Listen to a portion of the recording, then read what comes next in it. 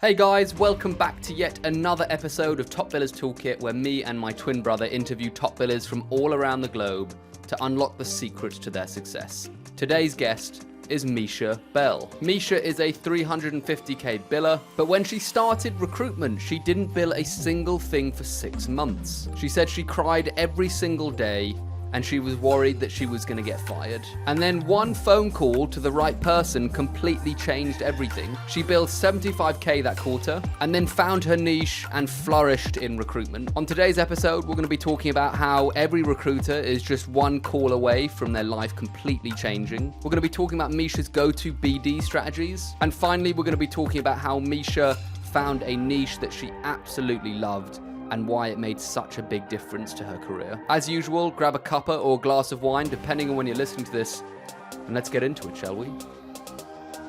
Mica, thank you so much for joining us today. I'm super excited to be talking to you and to ask you questions about your journey in recruitment, and yeah, just really appreciate your time today, so thank you. Yeah, more than welcome. It's great to be here. Awesome. And I have to say, it's always lovely to have more females on the podcast. Me and Sam say this all the time because we speak to a lot of male top billers, but it's always awesome to get female top billers because I'm sure there's thousands, hundreds of thousands of top billers who are female who probably want to see other females doing really well as role models. So really lovely to have you on. And we're going to start off with the very first question. What's the number one tool in your toolkit, whether it be a mindset, strategy, or software? I would say in-person interactions above all else. Interesting. Can you elaborate on why that's your number one tool? Yeah, of course. Yeah. I'm a big fan of the human side of recruitment, but just like in general life. Like I think that, everything is centered around people, and it's just the best way of building relationships, really. Like kind of like really lodging in people's minds, making a great impression, body language. I think there's so much that can be said for doing things in person as opposed to like remotely or like by written comms. Not that they don't have their place, they definitely do. But I think ultimately the biggest thing that's kind of helped me in my career has really been like in-person interaction. So that's probably why I would go with that. Interesting. Love that.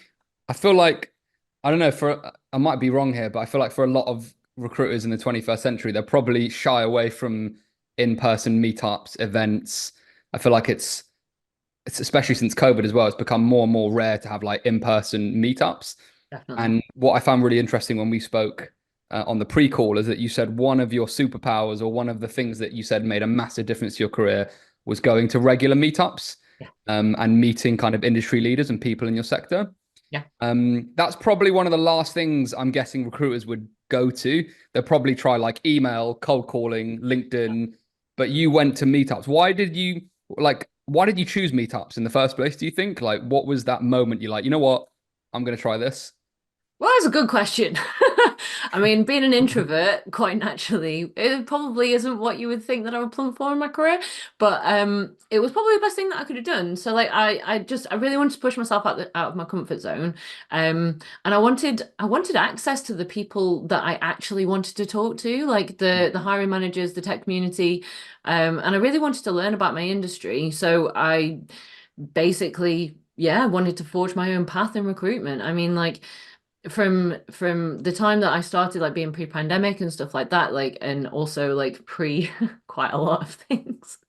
um I saw that people weren't really doing that. Like they weren't going to meetups, like things were quite transactional. So yeah, I was like looking around at other recruiters, and just like saw the kind of tactics that they used and how they worked, and just knew that it wasn't really for me. So I thought I'd just try and experiment with things, really. So yeah, going to meetups was a natural thing to like really kill quite a few birds with one stone. So like push Mm. myself out of my comfort zone, see what I can do, meet the people that I really wanted to talk to, and to kind of start to get a bit of reputation for myself, learn stuff. I mean, really, there weren't many downsides apart from it terrified me. Oh, Mm. really? That's so interesting. Yeah. Well, yeah, I mean, like I I was the only recruiter at these events. Mm. And back in the day, like I worked at like a well, the largest like multinational like recruitment company that you can work at. Um, and so I was always dressed in black. I was the only recruiter at these meetups, and I was also the only female. Oh In wow, a room must have of been that's so crazy. yeah, it was daunting, and I used to get Mm. the mickey taken out of me actually for going to Really? yeah by other recruiters like Mm. saying things like, "Oh, you're gonna hang out with your nerds," and mm, um, What a but douchebag thing to say. Like, Yeah, yeah, I mean that's typical kind of I don't know, bully tactics from people that don't know. I guess something that's foreign and they don't understand. They're obviously just yeah, but logically, all your decision makers in one room, meeting them face to face. yeah, That's the best place you could be. Like you're always going to have the most powerful connections face to face, and if you can get hundreds of them in a room, like you're the one, you're the one who's now laughing, Misha. So yeah, it's yeah, really. So exactly.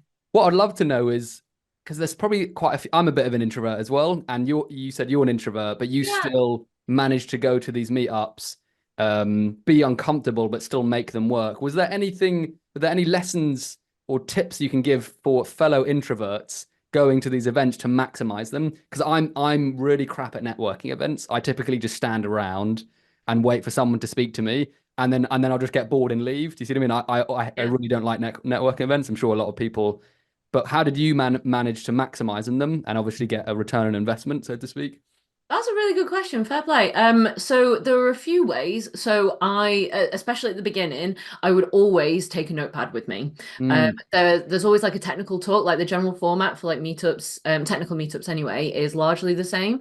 So there's always like a kind of focus at these kind of events, which I don't know if it'd be the same for like, just like general like networking events or like in your industry.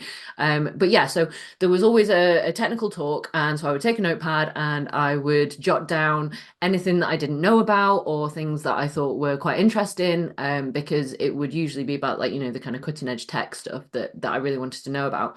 um and then I would just kind of use that. I mean, it was very, very useful because I wanted to learn about this stuff. mm, And it's always nice for somebody who is very knowledgeable about a particular topic to then be able to like talk to somebody and teach somebody something.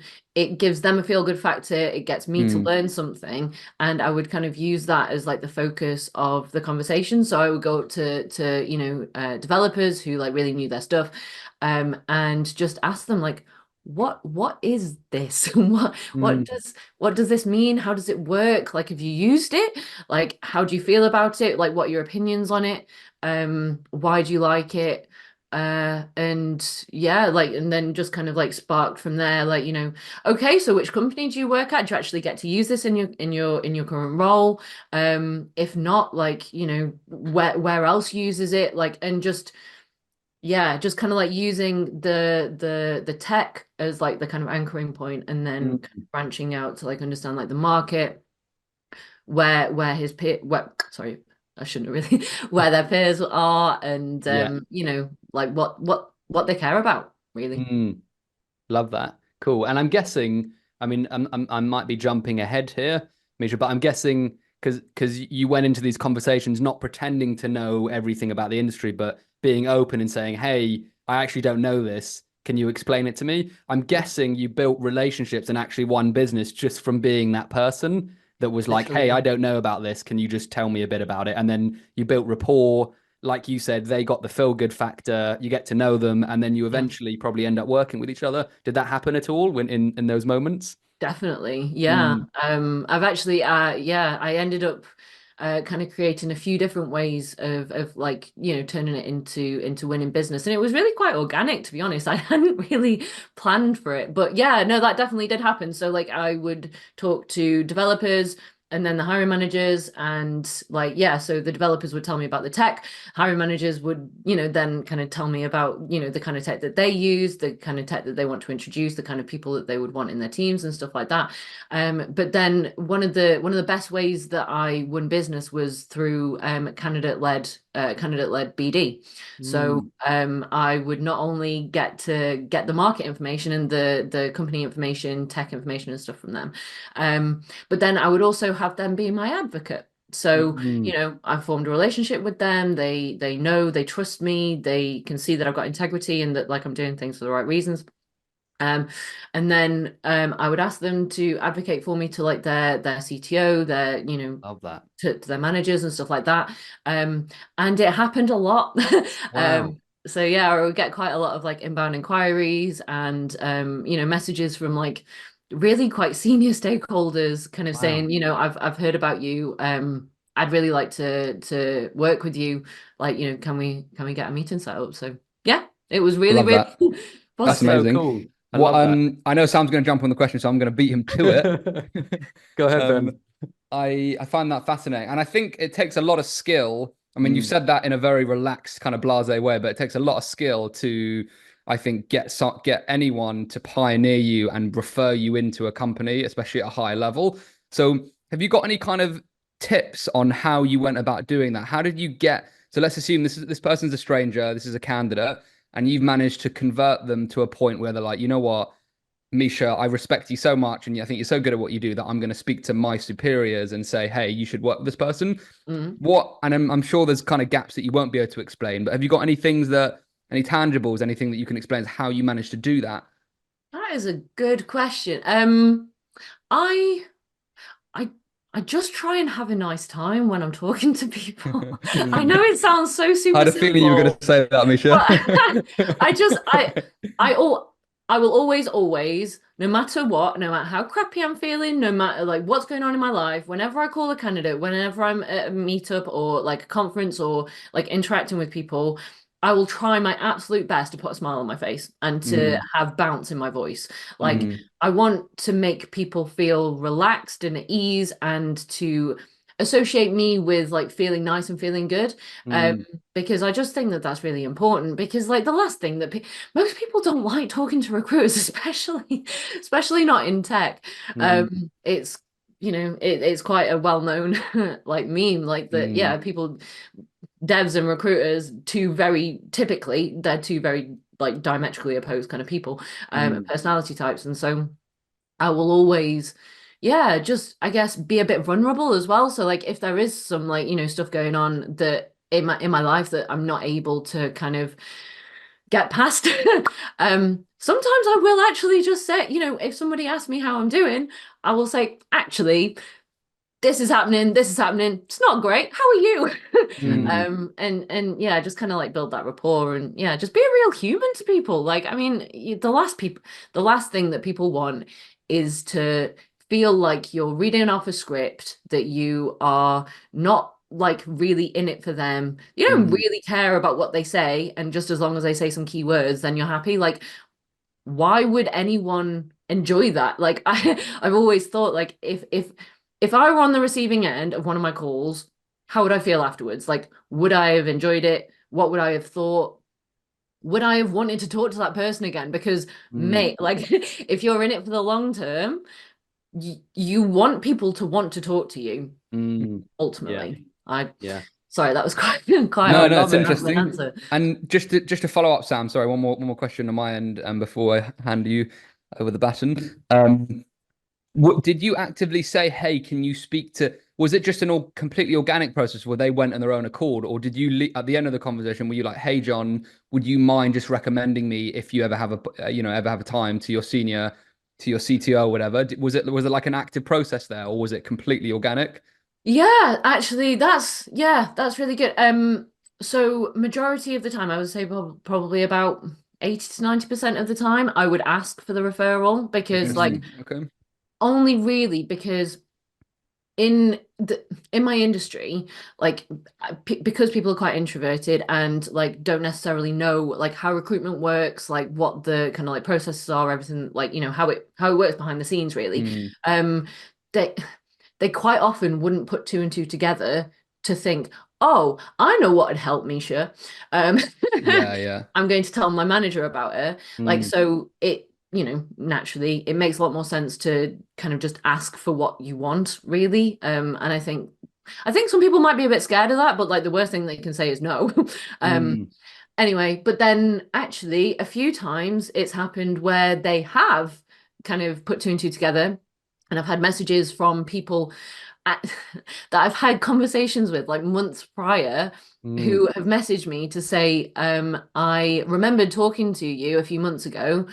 I've now found a new role. The company that I'm at has not had any success in hiring, like with the recruiter that they're using. Can I please recommend you to them? mm.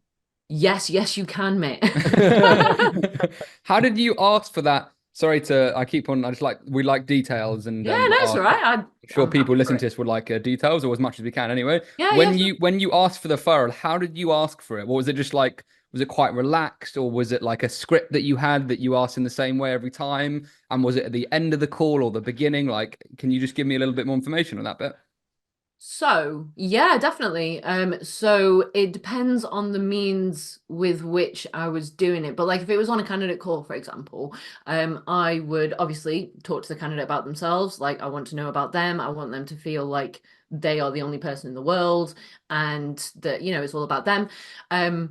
I would ask about their current company, and what's kind of going on there for like context to understand like their role in the team in the organization and like for my own knowledge anyway, Mm, um, and just like after asking like what their reasons for leaving are and stuff like that, and being able to get enough information to make sure that this isn't like a terrible company to work for that like I would not want to work with anyway. mm, Um, after they've given me enough information, like, oh, I've been there for like so long and like, I've learned loads. It's just like the right time for me to move on. Like, but my manager's been great, etc. After you've got all of that kind of like great information that actually it is a good place to work, it's just like, the right time for them to move on. Then I would essentially ask them and like in inverted commas, like flip the call. mm, So I would say, right, well, it sounds like it's a great place to work. You're obviously going to be moving on. It sounds like there's quite a lot going on at your current company, like in terms of recruitment and stuff like that. So would you be happy to kind of put me in touch with your manager or the person who's kind of like heading up recruitment? Because I'd really like to get in on that. mm. Yeah. Interesting. Cool. Love that. Very natural. And I just want to, I might be clutching at straws here, Misha, but you said that he was moving on, he or she is moving on. Yeah. Was that like 90% or 80% of scenario where they were moving on and then you would ask for it, or would it be in different scenarios as well? Yeah, so it'd be in different scenarios. So, Cool. if somebody had already got actually yeah, so if somebody had already got a job, Mm, just thinking back to like one kind of very particular example, so I'd like kind of worked with the candidate for a while, tried to place them, like they'd had quite a few interviews through me, but I'd just not managed to kind of like get there with that, and actually like make the placement myself. mm. They then moved on to another company, but like I had a lot of kind of cachet, like a good like rapport with me and like a Yeah. bit of respect for me, Cool. and I asked them like, would you be able to put me in touch with your CIO because they're going to need to backfill you, and I would like to do that, and Mm. he fully did. That's so um cool. so yeah, it doesn't Yeah, really love it. matter at like what point you kind of ask, just as Yeah. long as like it logically makes sense for you to Yes. be able to ask it. Like, Mm. yeah, Yeah, and which you've said is like they trust you and they like you, because exactly. unless you've built that rapport, it'd feel a bit weird asking, wouldn't it?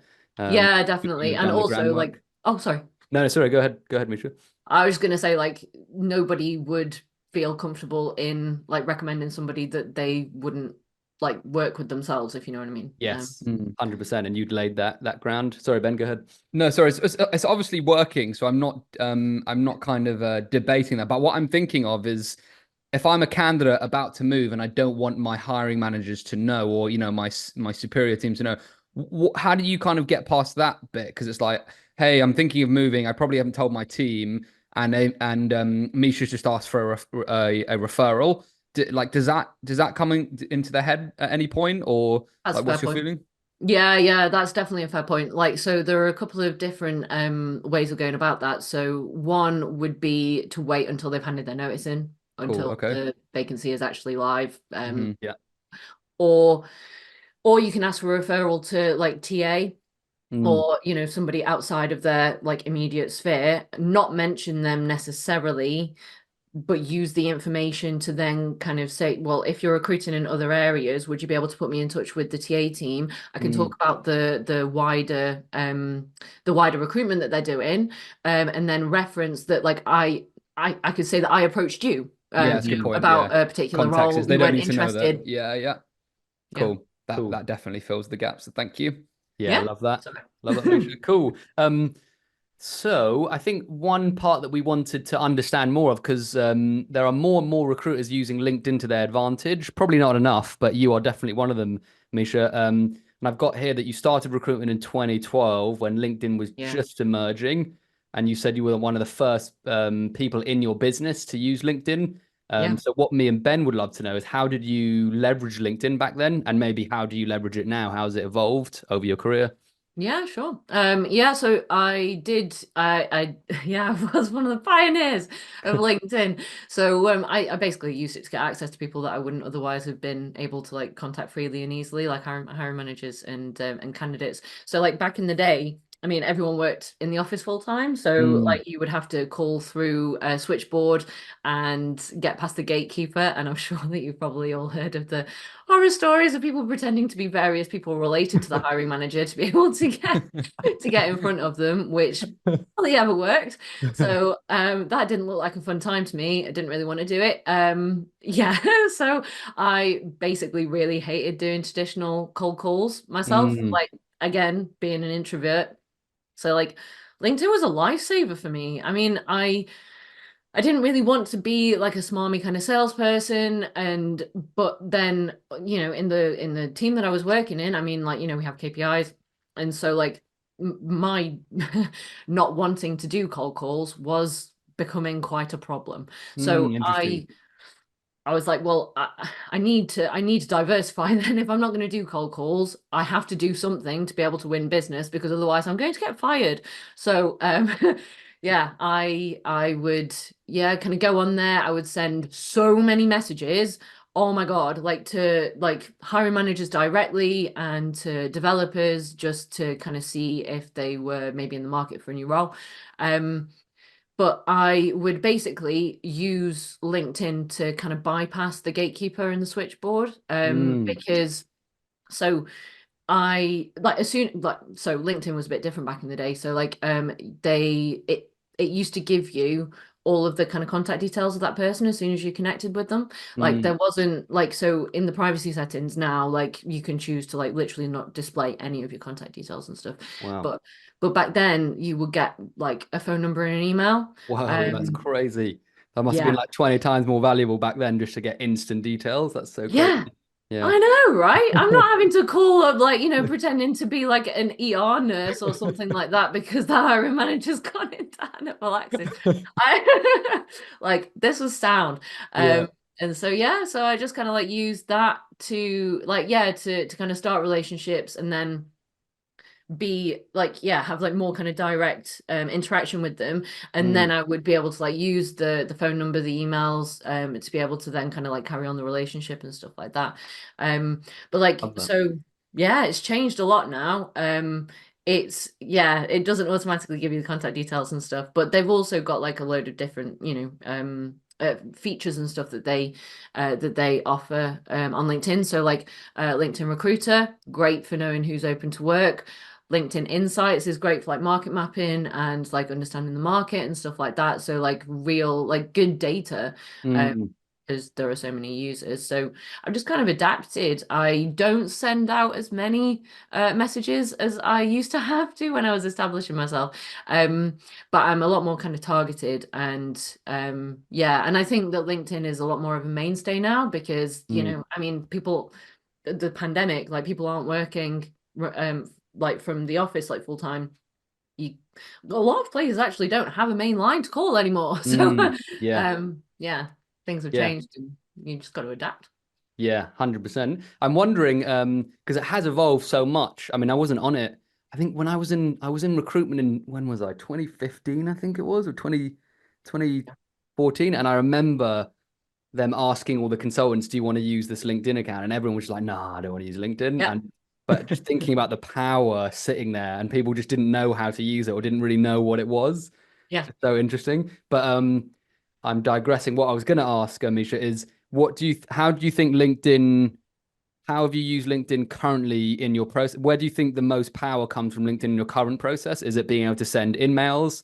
Is it being able to find data points? And if so, like where do you use it the most at the moment, do you think? At the moment, I predominantly use it for knowing which candidates are open to work and Mm, by sending in-mails, like to people who are outside my network. But we've just started to use LinkedIn talent insights. So cool. we've just had like a kickoff call about it to kind of like navigate it and stuff like that. So I'm going to start using that quite a lot. But as I say, like, so it's really good for quite a variety of things actually. Like, yeah, like market insights, data, who's hiring, Cool. where the different tech is being used, headcount increases, decreases, and stuff like that. So yeah, Cool. predominantly on the candidate side for the time being, but then yeah, we're kind of like shifting over to it being more client focused as well. Awesome. And what is LinkedIn Talent Insights? Just so, because I actually don't know what that is. I should know, but I don't. Well, Is it what you explained? Just lots of data on different companies and candidates? Um, yeah. So cool. yeah, it's got quite a few different features actually. And to be fair, the woman wasn't able to go through all of it in an Oh, hour's wow. call. So and lest I get paid commission for this, I won't go into it too much, but Cool. yeah, so it will basically tell you like if you give it like a location, it'll tell you like which companies in that location are hiring, Wow. i.e., or like where the headcount has kind of like gone up or down, the technologies that is used in like the different companies, and the kind of general areas that have been recruited for. You can also like search on like key skills and stuff like that if you want to be like really specific about stuff. But yeah, Amazing. That sounds quite a like lot. insane value. Like there are some people that can wreak absolute havoc in a good way with that data. Like if they Yes. know when they're hiring, the tech stacks, all that kind of stuff, you can either send emails or call with really targeted messages. That Yeah. sounds really valuable. Yeah. That's crazy. Yeah. Interesting. I can't remember what you said, Misha. I know you've built up a really good reputation. This is typically the case with most top billers that we speak to. Like there's this period where they have to do tons of BD. And then when they've got this reputation, like business is a lot more organic and it comes to them through referrals and through them putting less effort in, but just doing, better, doing, providing a fantastic service. Are you doing any active BD at the moment, or is it mainly through referrals? Like what does your BD kind of world look like at the moment? Yeah, so yeah, I am doing active BD at the moment. But also just because like so referrals and like candidate led BD is quite a slow game. Um Mm, it's more of a long-term kind of thing where it's not guaranteed to kind of pay off. So yeah, I like to kind of diversify as well. Like the more I've kind of like grown as a consultant, the more I kind of want to diversify in the ways that I do things. mm. So yeah, active BD is part Awesome. of what I'm doing, but yeah, also And still keeping on the referral train. awesome. Yeah, that's great. And if you were to say what you're doing that's kind of moving the needle in terms of BD activities, what typically is your go-to kind of method, if you want me asking? Yeah, so there is a wide variety actually. So there's the idea of well what one of my colleagues called hot bossing. So it's kind of identifying place companies where candidates will have like been on the job boards recently and are you call them up and they say that they've moved on. Oh, okay. There is definitely not enough time to be able to have backfilled that person yet. So Mm, contact the manager, say that that they've got a need, try and get mm, in that way. cool. Or I still do the candidate led business development that I did. So like, flipping calls, being asked to be put in touch with other companies.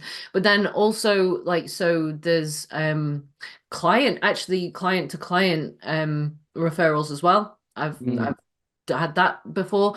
But then just, I mean, tried and tested traditional, see who's advertising. Yeah. Especially for companies that I've not heard of, because I've been in the game for so long, it's quite rare for me to come across a company in the like general area that I operate in that I haven't heard about before. So it's always good to like have a little bit of a scope out and do a bit of research and yeah, just kind of see if there are any connections that I know of or who have worked there before that can kind of give me a little bit of insight, or maybe put me in touch with somebody. Yeah. Interesting. Lots. And so for every one of those avenues, is it always easy for you to go through the candidate first and either get referred in, get information? Is the starting point always easier to start, with the candidate in mind, or what's your feeling? Um, it has been. It has been in the majority of my career, but like, so I've been recruiting for 12 years now. And the people who were juniors and graduates when I first started are now hiring managers. So yeah, Yeah. it's kind of a mix. It's just basically the people that I know. So yeah, I would say it is easier through candidates, but then, also I know quite a lot of hiring managers who've just, kind of worked up the ladder as well. Got it. Love that. Helpful. I'm always fascinated with how like the transformation some people make to get, to increase their billings. Now, I've spoken to some recruiters that don't change much, just do the same thing and maybe more of it and manage to increase their billings. But I'm curious, Misha, you probably had a like a steady curve of, it could have jumped, but a steady curve of going from like 100 to 150K to 200. Were there any key kind of pivotal moments that you remember that allowed you to increase your billings quite dramatically, or was it lots of little things or a few little things? Does anything come to mind when I say that? Yeah, it does actually. There was a point at which I realized that I knew what I needed to I knew the activity that I needed to be doing to be able to get to the next level. So like over the course of my career, so like as like for the first like couple of years, I was a resourcer and trying to transition to be a recruiter.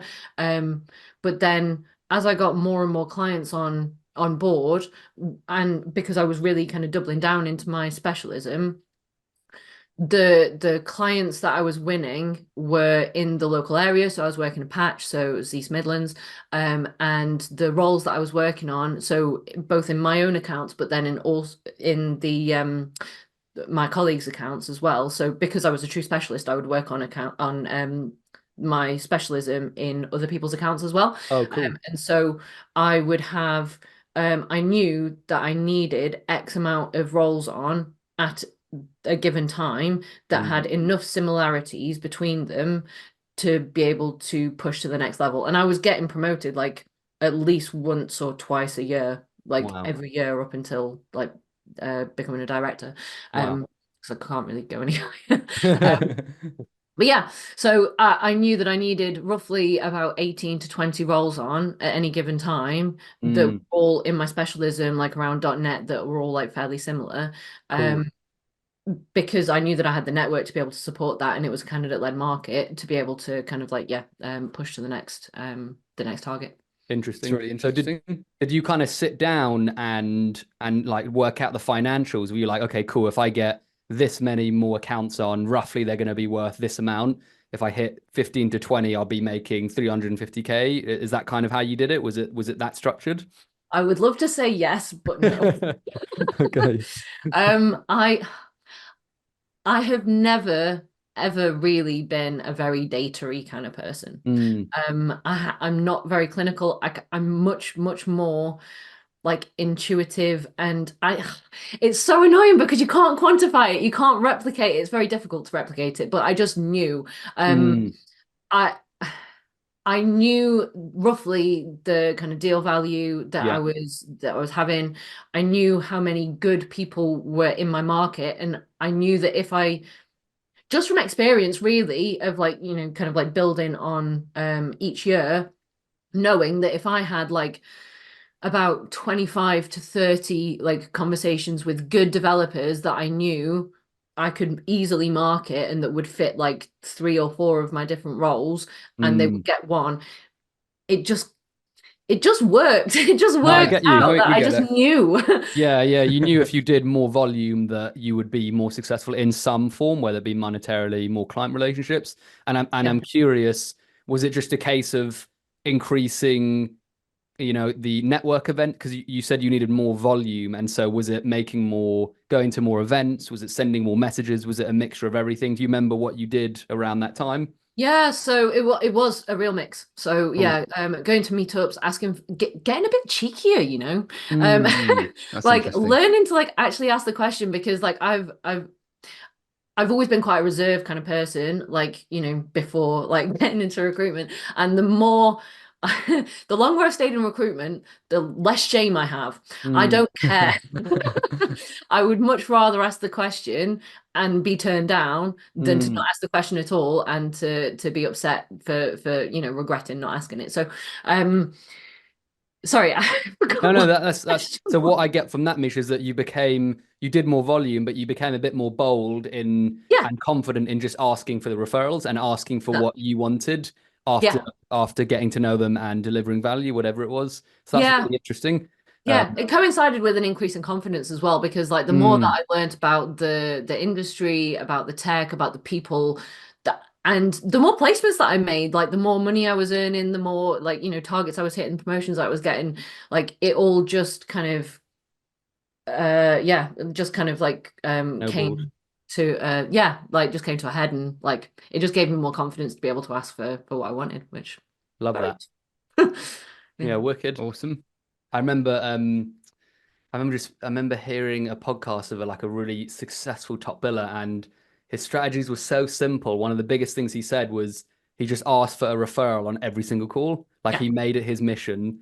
And it just reminds me of what you said, Misha. It's like not being afraid in any situation just to ask for the referral. And he probably got told no like 100 times, but he got those 10 yeses a week that led him to move forward at a massively increased rate just because he was not afraid to ask for it. So Yeah. I really love that simplicity, but really, really works, isn't it?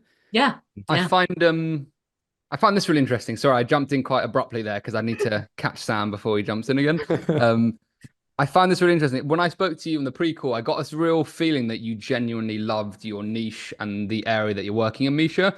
And it's funny because a lot of people don't talk about this. It's like they do talk about, oh, you've got a niche, you've got to find, you've got to be a specialist, you've got to be the best at what you do. But not many people talk about finding a niche that you genuinely enjoy being in, because you're never going to be the best at anything unless you genuinely enjoy it. Mm. So I guess there's a few questions around this, but did you know you were going to enjoy your sector before you got into it, or was it just lucky that you happened to land in this sector that you were obviously quite good at, and that you happened to gel with the people as well? Like, how did it work, and is there advice for people to find a niche they're passionate in, or is it just luck, do you think? Um, Find a techie partner. Basically, that was I like so a little bit of background. So like my story, like I went to university, I met my partner at university, I did languages and he did computer science. And so I was often like sharing a room with him. I was often surrounded by his techie friends. And I would Interesting. listen Okay. to all of their kind of conversations, and I was like, that's really cool. Like you can do what? Like Mm. that is insane. And so when it came to actually getting a job after graduating, I didn't know what to do. I just so happened to get approached by a rec to rec, and like it's like most people landed in recruitment, and I was like, well, I like my partner, and he is a developer, Mm. and so I did try a few different specialisms before kind of settling on development. So like virtualization technology, which I know that you probably won't know anything about tech, but it's just like it's so old and outdated now Is that it it's really? just not even a thing. um, but yeah, that and like testing, like so QA and like Mm. quality assurance kind of stuff. And like it was okay, but I didn't really see enough of a kind of future in it.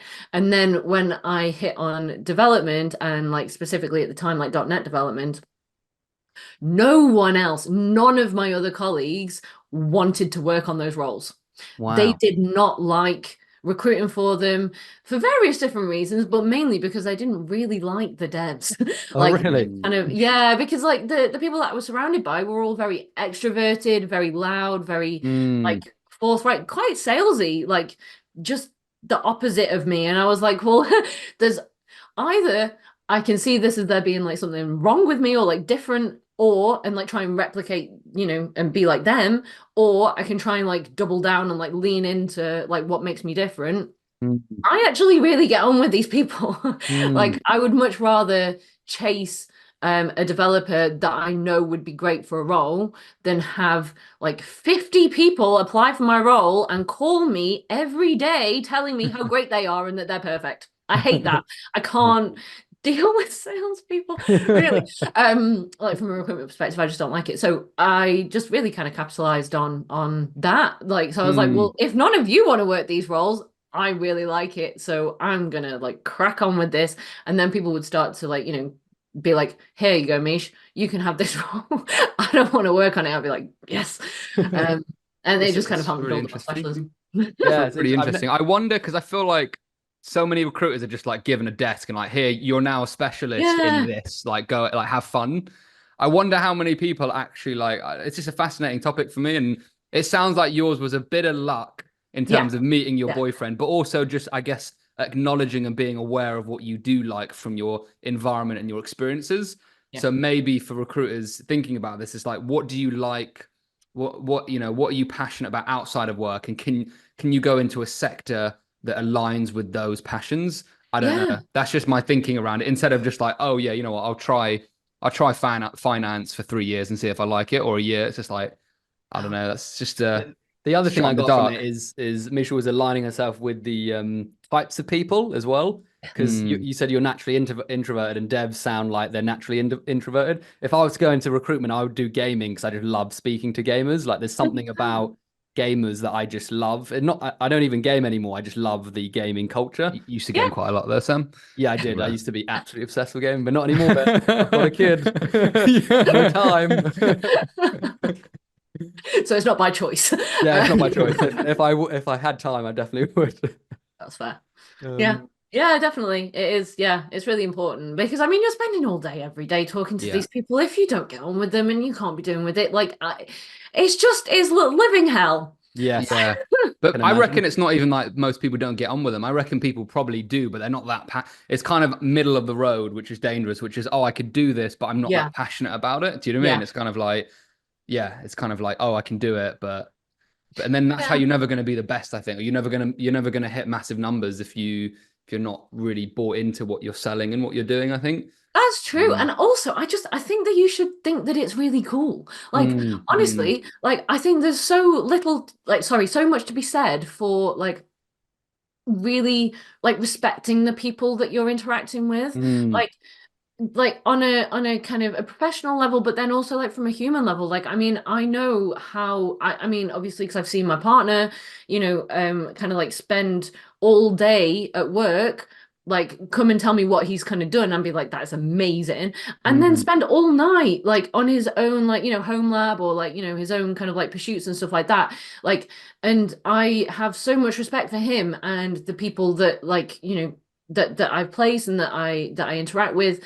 Like I think it's so cool that I still really, really like care and find it very, very interesting and impressive the kind of stuff that they do because I Yeah. couldn't do it and like kudos to them. And it's cool to find out about it and like Yeah. actually being interested and wanting to know about the stuff that they're doing and not just being like, oh yeah, it's fine, that's great. Can you like Yeah. start at 5? Like, Yeah, exactly. Yeah. sorry. It's remaining curious as well, isn't it? Just like curious about Thank other you. people's Yes. lives and like even if you like there's lots of things I don't do, but like when someone tells me like, oh, that's so cool, just because I'm naturally interested Yeah. and curious about other people. So yeah, and I think that's really interesting. We'll come to the end of the pod. I can't believe how Oh. quickly the time has gone. But I love knowing this because it kind of reveals important lessons. Were there any big mistakes or even little mistakes that you made along your way that kind of taught you lessons or shifted you in different directions at all, Misha? Does anything come to mind?